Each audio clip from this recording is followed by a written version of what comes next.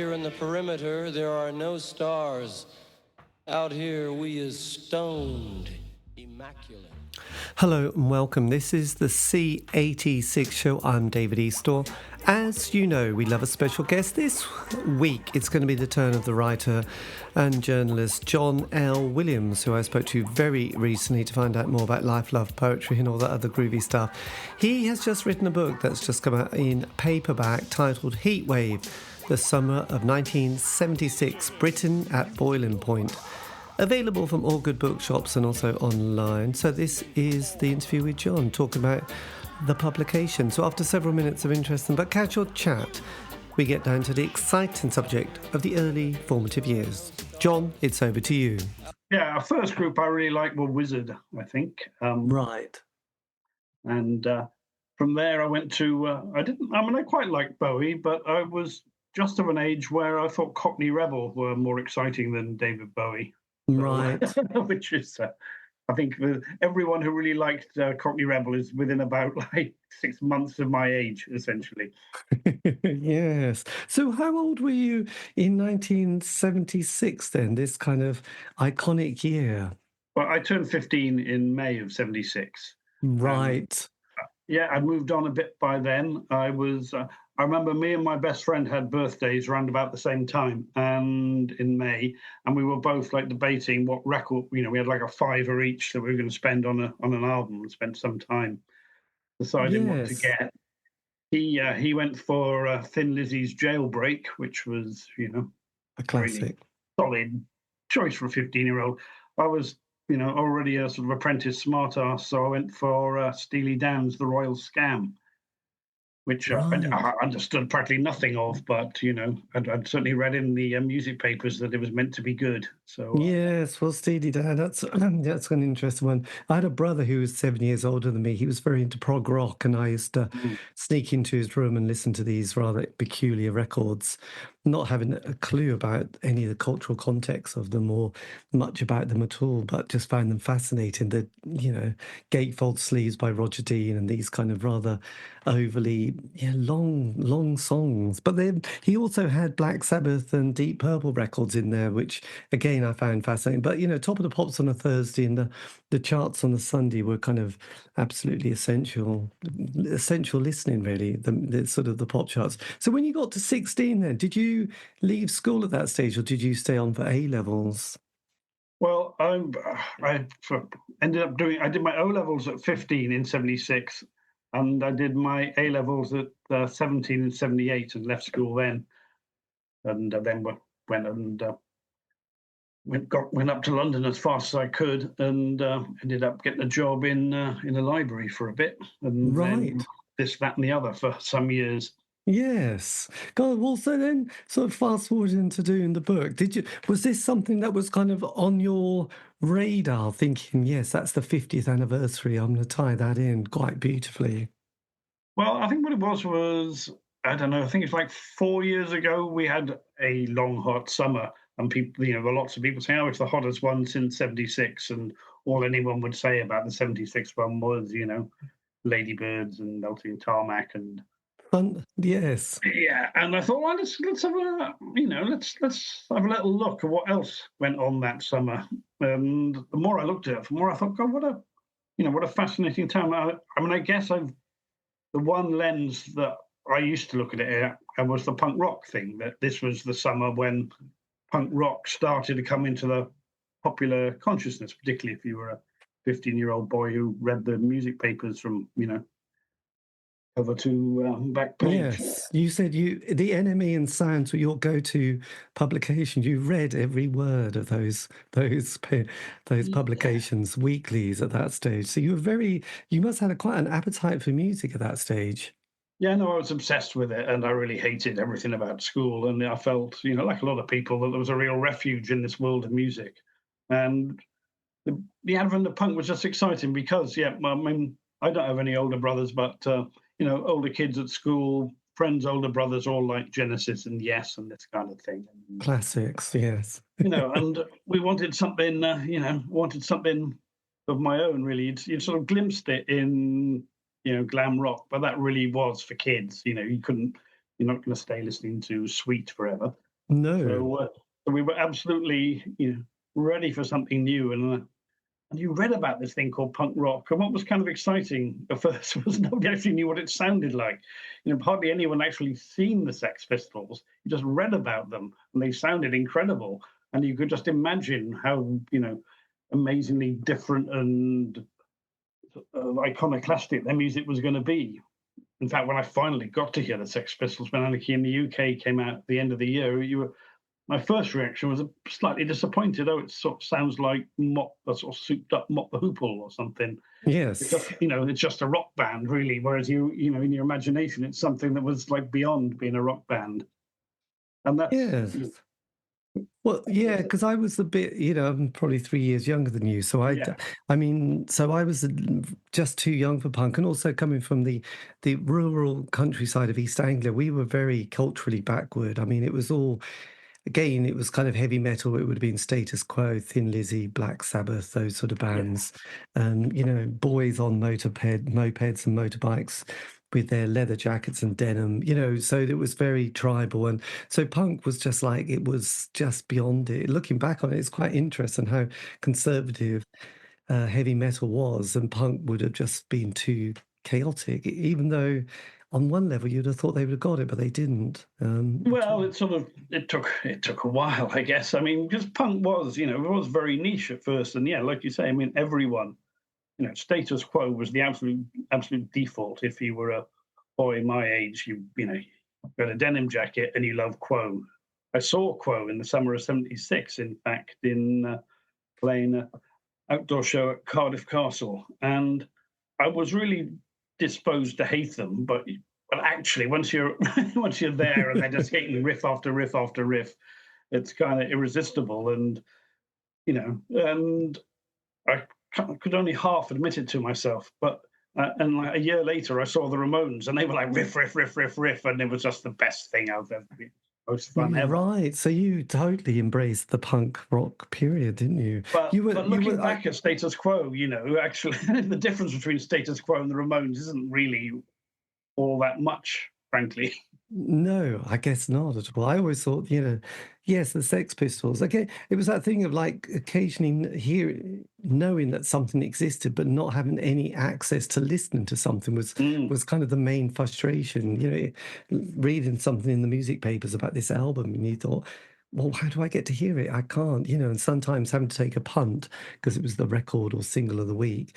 And then buying it, 3.99, which took, weeks to save that money, and really yeah. hating it and thinking, oh my God, this is the worst I've ever heard. I don't like the vocals. It's nothing like I expected it to sound.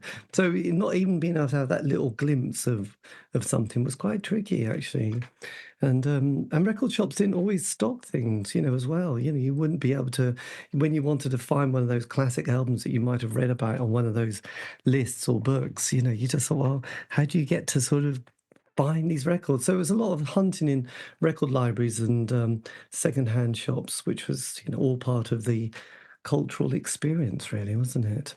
There was so much less access, than today, as you say. I Yes. mean, records were objectively very expensive. If you bought an album, it was really you really thought about it for a long time beforehand.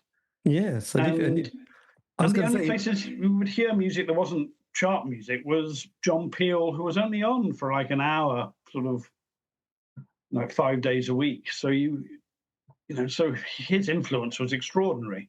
yes. Well, That was the one. yes.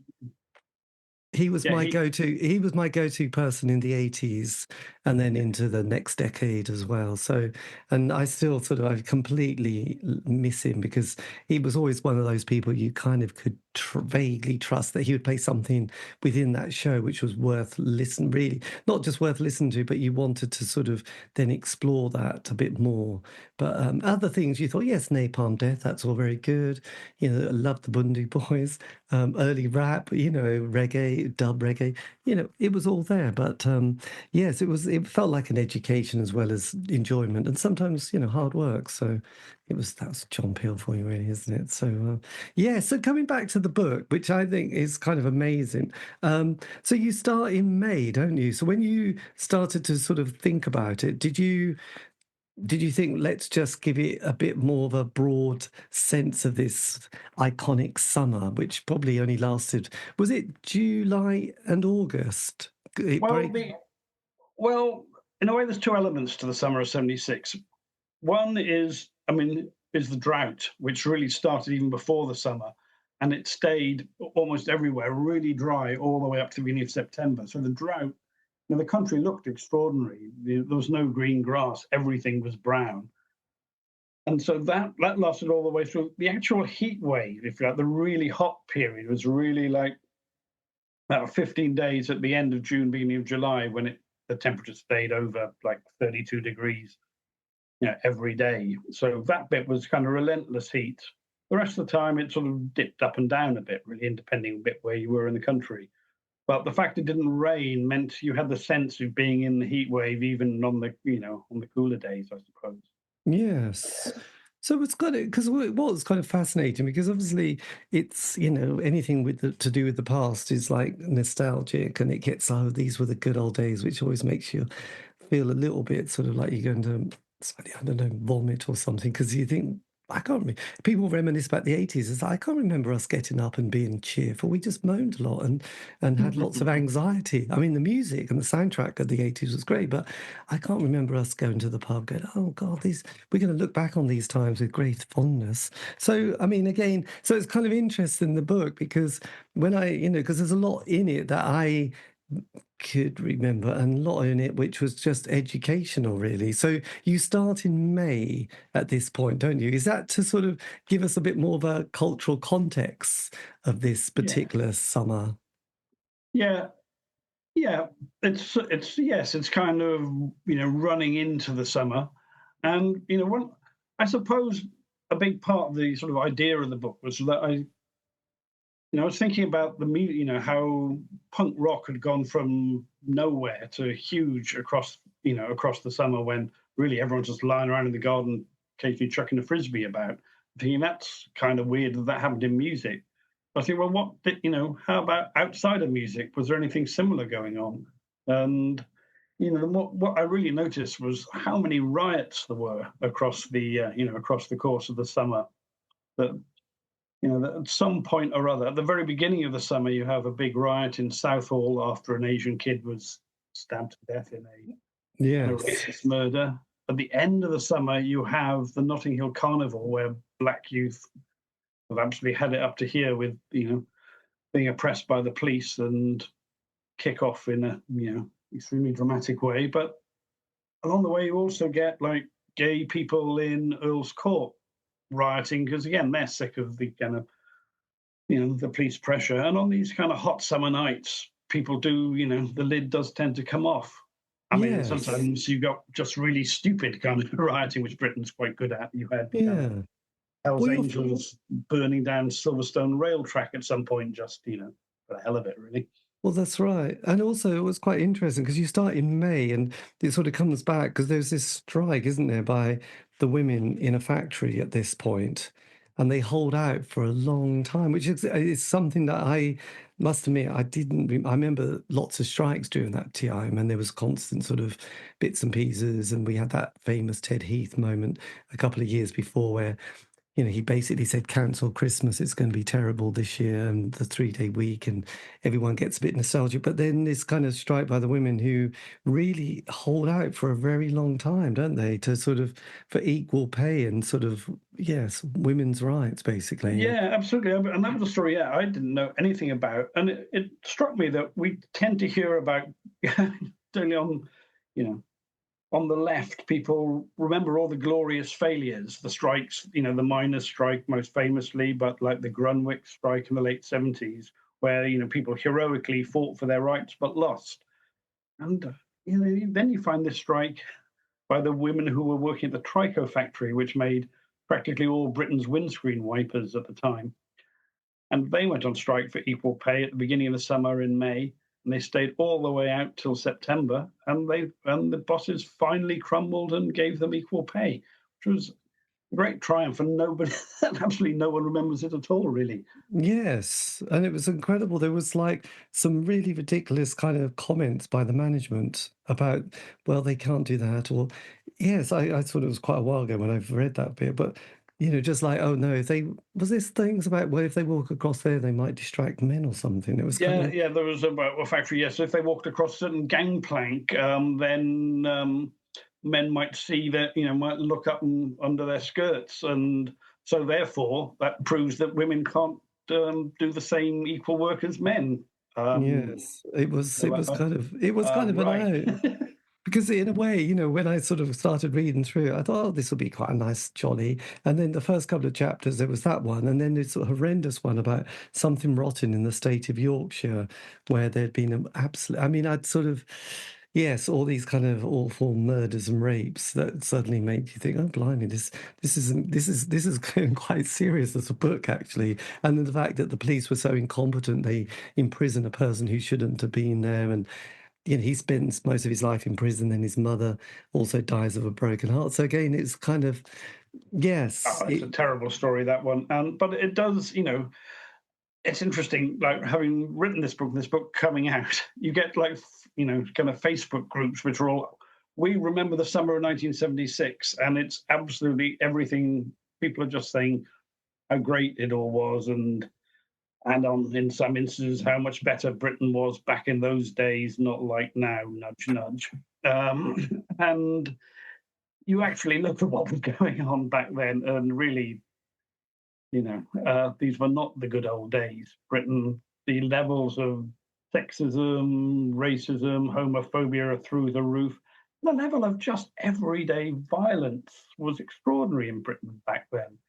I mean, famously around the football grounds, the hooliganism was completely out of control. But just being a 15-year-old boy walking city streets, you were constantly on the lookout, just braced for someone to come up and ask you what football team you support, and whatever you said yes. would always be the wrong answer, and a good reason to start in on you. And Well, that was just yeah. normal. That was just like what life was like. Well, I do remember because I did go to one of those matches in between Norwich and Manchester United, and I think that was about '76, where cities were terrorized by the idea of supporters coming, and they really smashed the stadium up, and there was people falling through the asbestos roof and kicking down the walls, which were also made of asbestos, and burning fires. I mean, it was kind of just a typical Saturday afternoon, city. People wouldn't go to the city on a Saturday if they knew Manchester United were going to turn up, Sure. or Leeds or Chelsea, because Yeah. it was like, well, we're not going to go in because I'll be running riots in the city before the match. So it was kind of a strange one. But the other thing that comes out of the book as well, because there was the Jeremy Thorpe, the angle with the sort of a bizarre incident with Jeremy, but also then you walk in, then you sort of also talk about Tom Robinson as well, and the fact that this thing that people's careers were so in the balance about their sexuality, which is kind of Mm. an extraordinary thought now, that the Sun would have this, I've got the scoop, and you kind of got to an age where you thought, I suppose he's gay, isn't he? He's going to have some sort of, it was always that thing, but you can't believe that it was in our lifetime that people were so terrified of it. Yeah, I mean, Tom Robinson was a great story. I was really, really pleased with that in the book, and because he talks about, he was in a kind of acoustic trio called Cafe Society, and he was, the other two guys in it were straight, and they really wanted him to, keep it under wraps in case people got the wrong idea about them. So, and he went along with that up to a point. But that summer, he plays a gig at the Penthouse Scarborough, and and it goes all right. There's sort of 20 hippies sat on the floor, not paying much attention. And at the end of it, the MC comes on and says, "Thank you very much, Cafe Society. Next week, we've got a band from London called they're called the Sex Pistols, and all I know is they're meant to be the worst band in the world." And Tom immediately thought, "I bet that's going to be packed." And A, he was right, and B, so when he gets back to London, he sees these Sex Pistols are playing at the 100 Club, and he goes along to see him, and he's kind of horrified by the state of the musicianship, as he's a proper musician, but absolutely riveted by Johnny Rotten as he then was, who just not giving a damn what anyone thought about him, not trying to please, and just telling it like it is. And he went away and wrote "Glad to Be Gay." It was a very angry song about how it was, a very angry, ironic song about what it was like to be gay in Britain in 1976. Yes, God, that was good. I know it's kind of extraordinary, that kind of level of panic. And there's a kind of, I know it's slightly different, but there's a film that they just made about a Norwich City football player, which was bizarrely some like the last owner of the motel. That's not quite the title, actually. But what happened about 3 years ago, some guys in America were going past a motel, and they look up and they ask this guy, who he is, and they start to be curious about him. And it turns out he was a Norwich City football player in the 70s. Got to a high level and played in the final of the League Cup or something, and then sort of gets married, has children, but then just disappears off the face of the earth, and no one knows where he is. And it turns out that he's this person he's the last owner of this motel, and they just made a film which looks absolutely Wow. fascinating, that has just literally been released in America. But it's kind of like the just the fact that they just started chatting to him. A, they were filmmakers, and B, he happened to have this backstory. It just looks, again, being so terrified about his own sexuality, that he disappears, and no one, like, what happened to Tony? He's just gone. So Yeah, yes, extraordinary. people will Great. never know. But when you mentioned just another chapter, which I found quite riveting, was this one, Park Life, Gonna Meet Some Birds. You talk about gangs and sort of how aggressive people were, and then this story again, it's a little bit like the one with the wrongly accused person about this rape and murder, whereas this boy kind of goes into a public swimming, well, is a Lido, isn't it? Yeah. And then obviously there's some pretty heavy kids around there, and then he sort of ends up dying. So that again, yes, it's a very tribal time, isn't it? Yeah, well, Around. the thing about that case, which, I mean, I remember it from the time as the kid was the same age as me, it was a kid called Enrico Sidoli, who was probably, in what you just said at the time, a bit subnormal, or I think would have been the delightful Yes. expression would have been used in the 70s. Certainly, the kid who didn't really pick up on all the social cues and chatted away to everyone, and he's in this absolutely packed Lido. There's over 1,000 people in somewhere it should have, 100 maybe. Yes. Absolutely rammed, and he's up in the deep end where all the tough kids are, and he obviously annoyed some of them, and they beat him up and drowned him. Whether they probably didn't mean to kill him, but they did. But what shocked everyone, was that no one came forward to say who'd done it, and yet there's 1,000 people there, and some of them Yes. must have seen and known who did it, but they were obviously too frightened to point the finger at the tough kids. Yes, because you said nobody grasses. That's the key, isn't it? But then it's part of the gang, or some of them who were there, went on to form Madness as well, which was quite interesting. Which is, and it Yeah, I would sucks. say I'm just for I would say that who knows which gang of toughs were responsible for drowning Enrico Sidoli. One gang of toughs who were in the neighbourhood were the Aldenham Glamour Boys, who were some of whom would later be in Madness. Yes, No yes. director, There was, I'm not yes. surprised. Did you manage to then track? Because I found it kind of amazing, some of the kind of conversations and interviews. Did you manage to track down some of the people to add to those kind of chapters who, or Yeah, was I that, talked to a few people who were at the Lido that day. Yeah. God, you did well to track them down. Yeah, luckily, yeah, just by coincidence, an old friend of mine was there, and that had reawakened my interest in it as I've been talking to her about it, years ago. And I remember that she told, obviously it was a thing that was big big thing that happened in her life, and she told me about it. So when I came to write the book, I was able to call her up, and then she had some other mates who were there. So So yeah, I sort of got lucky on that one. Yes, but it's just kind of, I mean, there's just lots of chapters and stories that I had no idea. And I mean, I was a bit of a football fan in my time, and it was quite nice in a way. Football doesn't get mentioned apart from Southampton, Man United, FA Cup final, which was Yeah. quite dull. But you have this great chapter about the cricket as well, don't you? And this kind of war minus the shooting at this point as well, which again, were you a cricket fan at this during Yeah, your... I was and am a big cricket fan. Right, so And you enjoyed that particular chapter about how the, the the West bouncers... Indies, the West Indies team came over that summer, and they brought 4 fast bowlers for the first time, and it was this terrifically exciting West Indies cricket team. They really were like as Brazil were to football, the West Indies were to cricket. That they were the glamour boys of the game. They had this new star, Viv Richards, batting, and these 4 fast bowlers. And England had this kind of dad's army team of, aged veterans. And I just in the book, I just go in on detail on just one passage of play where these 2 young fast bowlers, Andy Roberts and Michael Holding, are bowling at, 90 miles an hour at John Edrich, and who's 39, and Brian Close, who's like 45, I think. And, they've got no protective gear. They've got no helmets.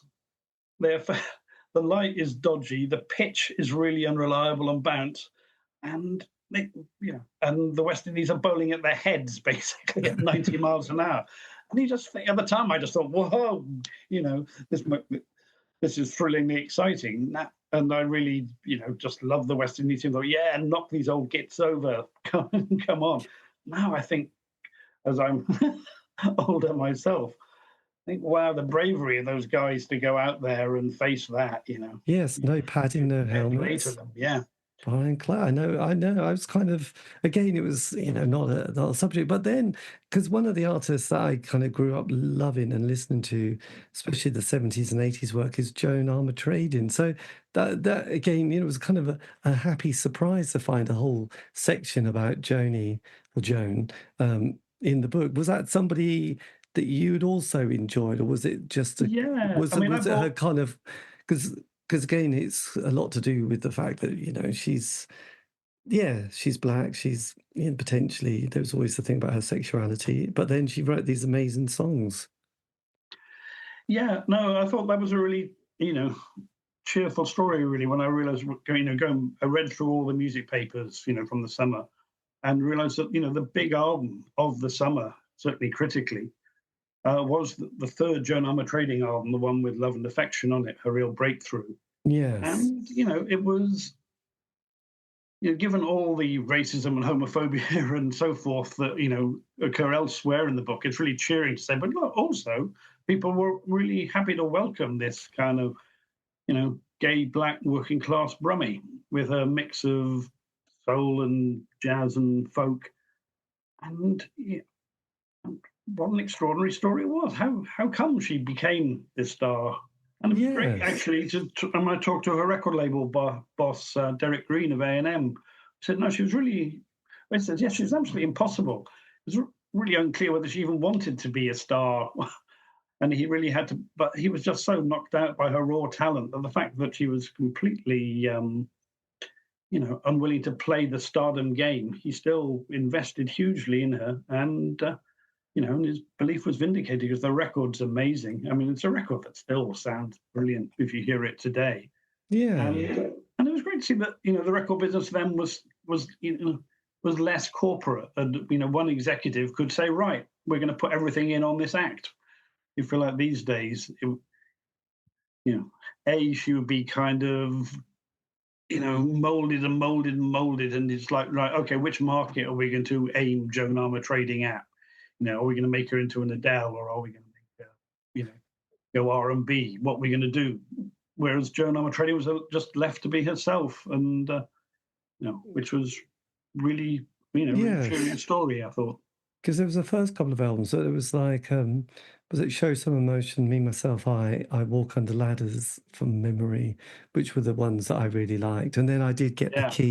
the key, which was the one that had dropped the pilot, but that was the early 80s actually. So, but yes, I even went to see her live on that early 80s tour where she was at Wembley Arena. So I was always a really big fan. I just thought lyrically she was just amazing. And I think, was it something like the last song on each side was always her heartfelt ballad, I think, Mm. from memory, which was always Yeah, I quite mean, good. such beautiful songs, and yeah, and yeah, just great to see an artist who just allowed to be themselves Yes, and and not expected actually to make any statements about being, she was not interested in making statements about being black or being gay or whatever. She was interested in making music and was A, she was allowed to do so, and B, the public were quite happy with that, which yes, yeah, she found a market. Yes, you mentioned that she had a love. Was it horse riding, horse breeding, and comics as well?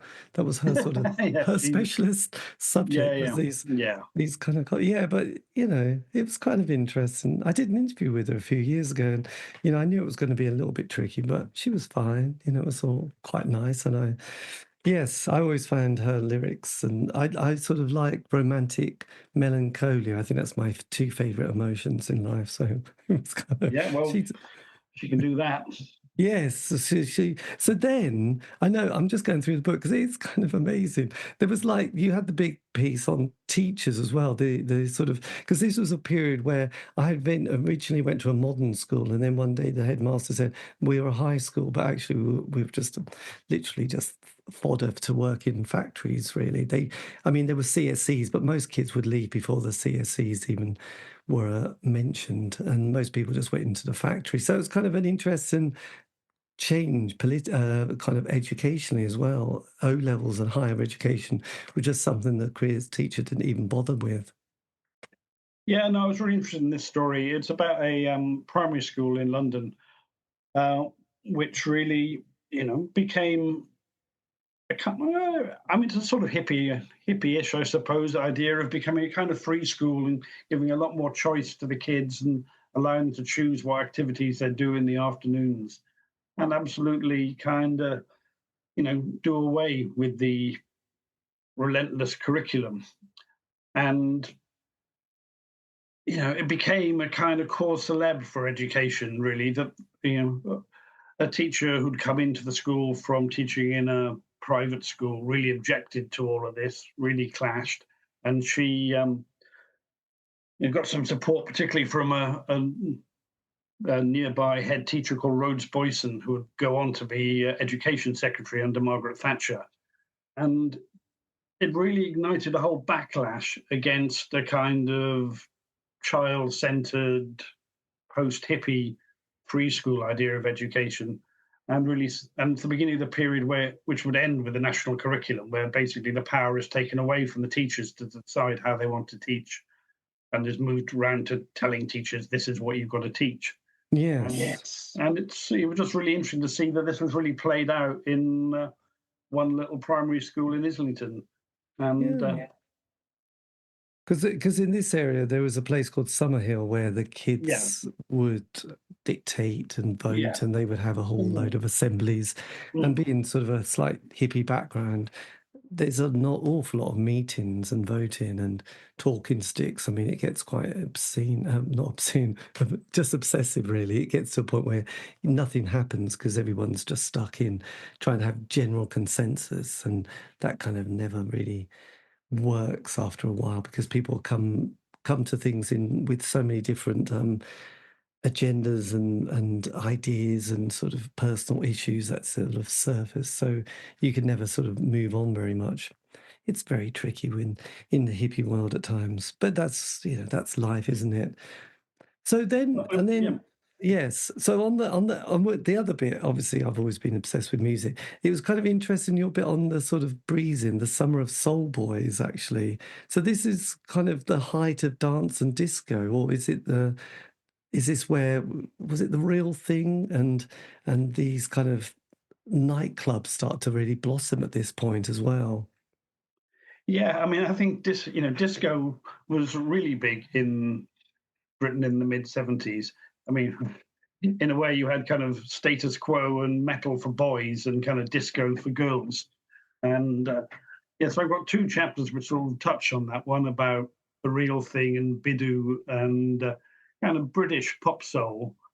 And in the real thing, coming out of Liverpool. In fact, one of them had been in a group who'd, actually been backed by the Beatles at one point in the early 60s, and they'd plugged away and they'd gradually changed with the times. And then finally, in summer of 76, they have You to Me Are Everything, which is their kind of monster hit. And you have Bidoo, who's this kind of British Asian guy who's producing kung fu fighting, and Tina Charles's I Love to Love. Yeah. So you've got this kind of rather cheesy but kind of great British pop disco, and at the same time you've got kids who are getting maybe started out listening to records like that, but are really get into Black American music. You've got the northern soul thing in the north, and in the south it's what became known as kind of the jazz funk scene. And what's kind of really interesting thing about that is that's really happening, particularly at a club called Crackers in London. Crackers, yes, you mentioned Crackers quite a lot, don't you? And a lot of these kids who are dancing to these are the first people to wear all the clothes from Vivienne Westwood and Mark McLaren's sex shop in King's Road, and Don Letz's Acme Attractions. So it's these soul kids are wearing all this gear, which is going to become within a year the punk gear. And I hadn't really known about that. And a lot of the faces who are on that soul scene, become major faces partly in the punk scene, and then the people who start all the new romantic clubs, the people who've come out of those 70s soul clubs. So it was a because you mentioned story. that point where some of the soul boys stick with it and sort of almost move into the shires, I think you mentioned, and the punks obviously continue in the inner cities at that point. So there was a little bit of an overlap then, did you find, between those two groups or different tribes? Definitely. I mean, some of those early punk groups, like I remember, I think the Subway Sect, a good example, they were going to the Lacey Lady in Ilford or the Gold Mine in Canvey Island to hear Chris Hill playing records. And then punk came along, and partly because unless you were super good, you couldn't play American style funk if you want to be a musician, but you realize you could have a good old go at punk without too much trouble. So it was much easier to participate in punk than it was in funk, if you like. So quite a lot of people, a lot of faces on the early punk scene came out of that. People, I mean, classic example is the broadcaster Robert Elms, who was going to those early funk shows. Then he's going to punk gigs, and then he's becoming part of the Style Press and doing Spandau Ballet's press, and really creating the new romantic scene. Yes, the Blitz kids, and that was that Steve Strange and Rusty Egan period. And all of them were going to disco in 76, really. Yes. And they passed through punk very quickly into this kind of, I mean, a lot of, again, the soul scene comes out of, Bowie's very big on that. Young Americans album has got all those kind of American funk players on it. Luther Vandross is on it. Yes. And that, so there's a whole kind of interesting crossover basically going on, I think, in soul clubs at that time. So that's why I brought that in. Well, no, plus, it all ends up with people, a bit more rioting down in Margate at the end of the summer.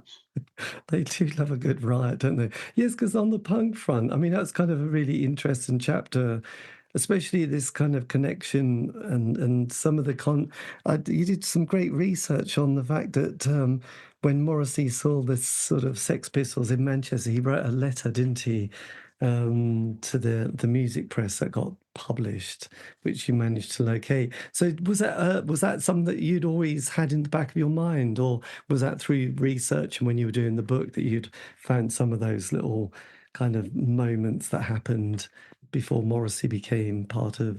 Yeah, well, I remember I mean, because I used to read the music papers obsessively, obviously Morrissey did as well. And he used to write in all the time. He would endlessly get letters from Stephen Patrick Morrissey of whatever road, Manchester. Yeah, he spent his whole time generally complaining that people weren't as good as the New York Dolls. That was Yes, he did love the New their York angle on Dolls. everything. So But I thought there probably would be something, and so I went back and looked through all the issues, and I found you two thought, letters I've on the got same week. it. Yeah.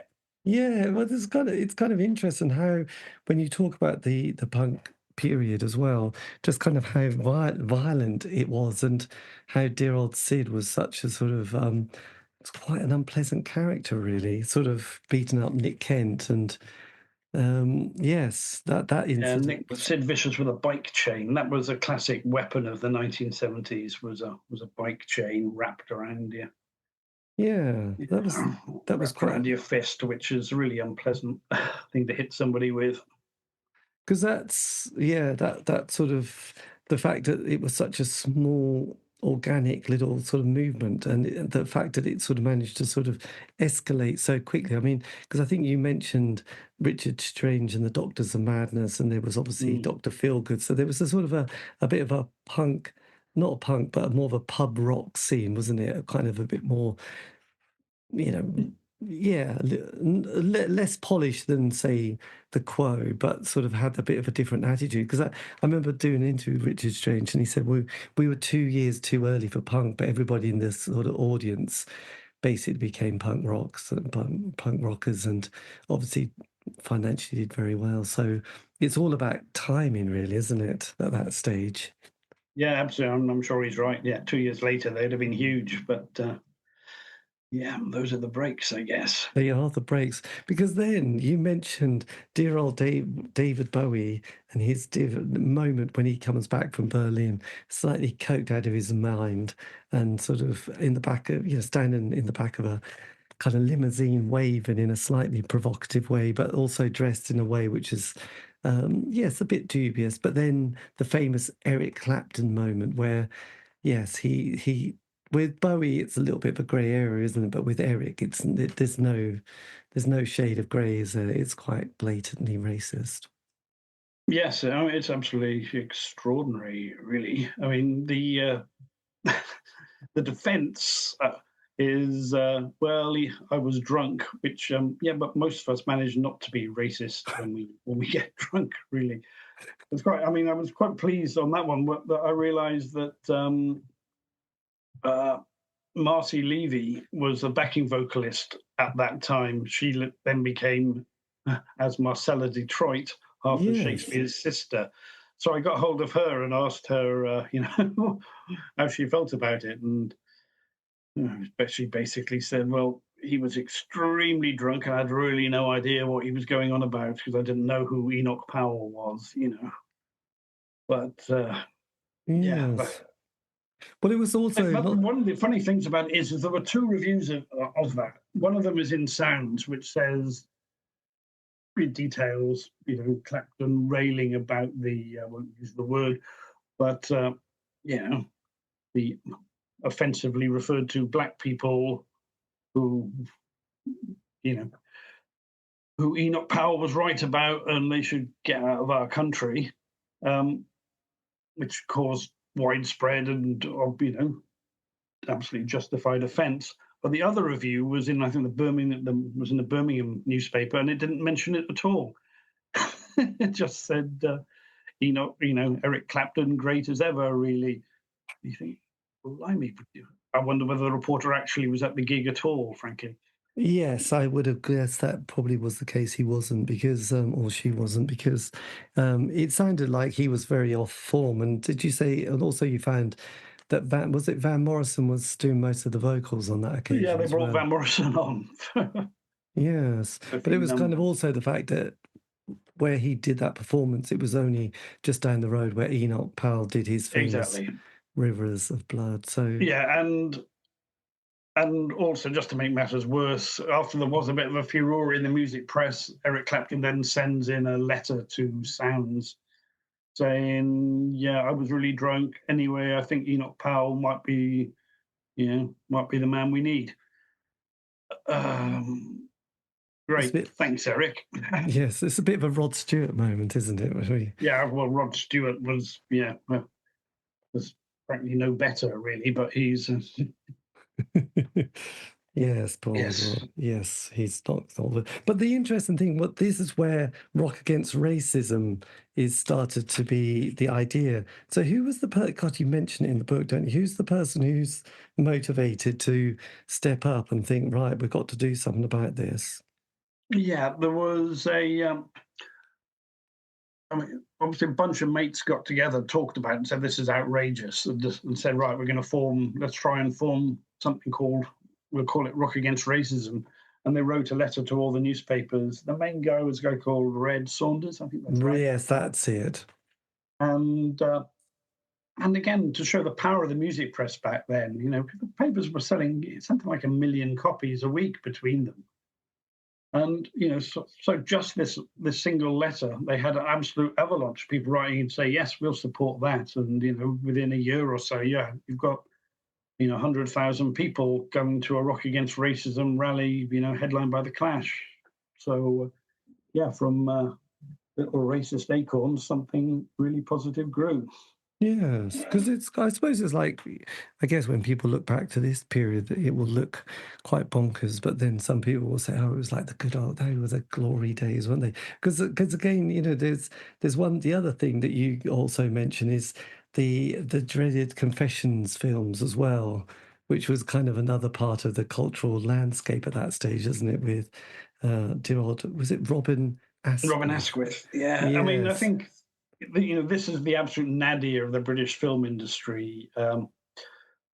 Which for years, like the big thing in British cinema was the Carry On films, but Yes. they were just running out of steam completely. So some genius decided to let's make something a bit like a Carry On film, but make it soft porn, which was also very popular at the time. So suddenly you had soft porn comedies, Confessions of a Window Cleaner being the first one, and by 70, and it's an absolutely massive hit, despite being a ridiculous low budget farce.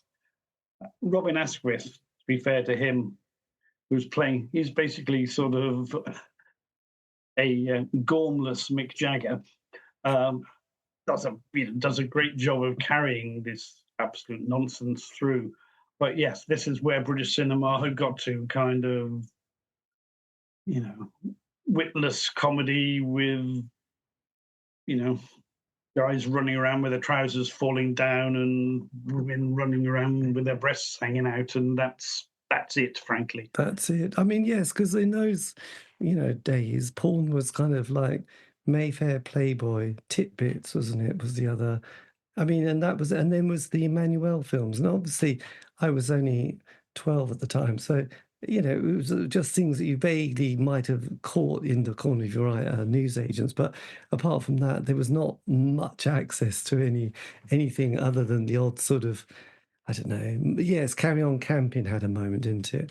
Where one of the yes. I mean, the Carry On films they would always cut away at the crucial moment, whereas with the Confessions films, you would you would get more breasts for your money. But yes, that was good enough for the British cinema goer in 1976. That was it. But then you tail end it with obviously the Robert De Niro Taxi Driver one, don't you? That was a brilliant irony, is that the Confessions films managed to inspire an even more low-budget version, the Adventures of series. And there was Adventures of a Taxi Driver came out, and literally the same month you had Scorsese's Taxi Driver, which is yes, quite different. Yes, which the level, but incredibly. So which does that also mean ends with somebody who's decided he's asked for a mighty rain to sweep these streets clean, and this is the film that comes out just as the rain comes down at the end of the British summer. Because it's kind of interesting that period. Because again, I can remember bits of it, but I don't have that huge amount of memory. But the one thing that I can remember will not remember, but sort of heard about, because there used to be a lot of fairs and festivals that had started up in the 70s in East Anglia, the Mhm. Barsham Fairs and the Albion Fairs, and they were having one on the August bank holiday weekend. And, obviously they'd had this amazing heat wave, and there was a guy called Bruce Lacey who used to always go to them, and Jill, his wife. And they'd always do lots of stuff, dancing around, mostly naked with, feathers and painted up and doing some sort of strange cosmic stuff. And he did one of these things, and then suddenly the rain, sort of the storm came. So the whole thing was a bit of a washout. And I think it was going to be the last one as well. But the footage and some of the film that you can see is everybody looking very drenched, as if it was the end of the summer and end of that glorious decade. So it's interesting that was bookend with a bank holiday weekend, and that sort of obviously is a nice way that your book finishes, really, isn't it? Yeah, well, it was it was very convenient for my purposes that you have the bank holiday weekend, you have the big Notting Hill Carnival riot, and after that, then comes the rain, and it was like, wow, history's provided a very neat big finish to the Yes. story, really, and this sense that things are going to be different after this in so many different areas of life. Really, it just seemed to sum it up really, really neatly. Yeah. Do you feel, because obviously with people who still are fighting desperately to say climate change is just a massive hoax, oh, what about 76? Isn't, you kind of, this year I've heard that so many times, and it's like, okay, they're going to wheel it out. But the trend is generally things are very different than they were in 76. Do you feel like it's a kind of been a bit of a disaster for the general population of this planet that hasn't got to grips with what is going to potentially happen with climate change? Yeah, no, absolutely. I mean, you just have to look at the bigger picture. Obviously, you get an outlier like the summer of '76, and the reason we remember it is because that every other summer wasn't anything like that. Whereas lately, every summer, it may not be boiling the whole time, but every summer we're getting days where the temperatures are really way, way up there, and that's a pattern. That's why we're not going to remember the summer of 2022 because, frankly, the summer of 2025 or the summer of 2026 are going to Yes. be just as hot. And because we're starting to see this as a new normal, and the whole point of '76 is it was not the new normal. It was abnormal. What we're looking at now, scarily, is a new normal. But yeah, it's ludicrous to try and say, oh, because '76 exists, therefore we don't have climate change. I know, but it's still held as the kind of great go-to comment, which one has to go, oh no, not again. It's that day. Yeah, It's quite. that. Yeah. So so you started the book 3 years ago, and what was the sort of, because there's a lot of things in it which I just found quite boggling. You talked about the IRA saying that, was it 72? There was 600 killings, and the second highest was 76, where there was over 200 people being killed. I mean, those figures are just extraordinary and astonishing, to sort of think that many people, not just five or six, but hundreds. That is just, the Yeah, good no, old I mean, days. yeah, well, absolutely. I mean, it's extraordinary that whole how quickly people began to accept that. Oh yeah, there are like hundreds of people being killed in Northern Ireland each year, but also there are bombings on in London regularly, and people just seem to sort of go, okay, well they there we are. I Uh, won't go to that pub anymore. yeah, exactly. I know. Well, there is this it's just been fascinating. So, what did you kind of also learn? Was there anything in particular that you found um, interesting that you hadn't already known when you were doing the research for the book? Well, I mean, there were lots of small things and things that think. I mean, lots of them. Oh God, did that really happen that summer? Anything like the raid on Entebbe or as far as I do remember, the Olympics and Nadia Comaneci's perfect 10 in the Oh God, gymnastics and yes. so forth. But then I guess the things that really, in a way, interested me were in some of the quieter stories. Again, as we talked about earlier, the women's equal pay strike in Brentford, and the story about the free school in Islington. I found those really fascinating, as they pointed to quite big social changes, but in a way that's been quite overlooked. So I was really pleased to sort of manage to weave those into the whole narrative of that summer.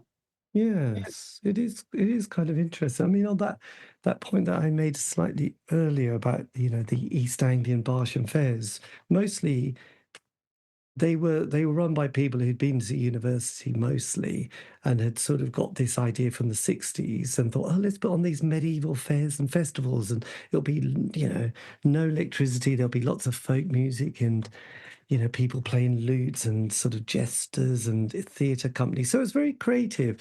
But when Bruce Lacey came round to our house one evening many years ago, and we're playing lots of his films of these occasions, for various, we invited him around. Richard Barnes, who did a book called The Sun in the East, made a comment in there's a film called The Last Barsham Fair, and he said, God, this is 76, and here they are the mid to late 20s somethings, all prancing around, pretending to be in medieval, England, going back to the countryside. A lot of people had left the city, gone into the countryside, were kind of decided to become potters or just drop out and become poets. And then Richard said, God, this was the same year the Sex Pistols were happening. The cultural difference with the age difference not that big. They were still wanting Neil Young, Bob Dylan, Joni Mitchell, say, listen to Grateful Dead, rolling their joints and living in community, and the John C. Brooks self-sufficiency book. And then you had this snarling mass of young people in London just down the road. I find that kind of an interesting thing of just diversity in such a small area. Yeah, no, well, it was a moment of kind of generational change, particularly as, youth culture in particular back then really used to change like every few years in quite seismic kind of ways, as opposed to now where there's like probably 40 different youth cultures all going on simultaneously, almost unaware of each other. But back then, you very much had, right, we have the punks, then we have the mods, then we have the new romantics, and so on and so forth. And we have two-tone, there's these kind of, and people would, whole swathes of young people would throw themselves into the new thing. And, the hippie thing had sort of carried on for quite a long time. It kind of, if you like, slightly degenerated into the kind of into this kind of status quo thing where the long hair doesn't really mean anything anymore. But there was definitely this. People felt like the 20-somethings have had it all their way for long enough now. It's time they moved over. Yes, it is kind of interesting how those people cope with not having such a significance, like your Johnny Rottens or your Morrisseys, who at one stage were so important, and every word they said, people were hanging on, and then they almost struggle when they're not significant anymore, and then they sort of do some political flip, which is like, oh, that's interesting, stroke disappointing. So it's kind of, yeah, it's kind of interesting both of those characters appear in your book, but just how important they were, and then sort of where they ended up, really, alongside Eric Clapton, really. Indeed. Yes. Well, look, John, thank you ever so much for this. This is amazing. And I'll keep in touch with your publicist as well. But yes, Right. Are you any book on the horizon at the moment? Next book will be a novel set in Camden Town in 1982 called The Booksellers of Camden Lock. And it's a sort of fun book about kind of bookselling and synth pop and the occult happening in Camden Town. God, if Alistair Crowley doesn't appear, I'll be shocked. Yeah, no, you're his dressing gown appears anyway. Excellent. Well, look, thank you again for your time. Really appreciate it. Take care. Great. Thank you. Cheers. Bye-bye. Bye. Bye now. And that was me in conversation with John L. Williams talking about his book, Heatwave, about the summer of 76 in Britain. This has been the C86 Show. David Eastaugh. Have a great week. Stay safe.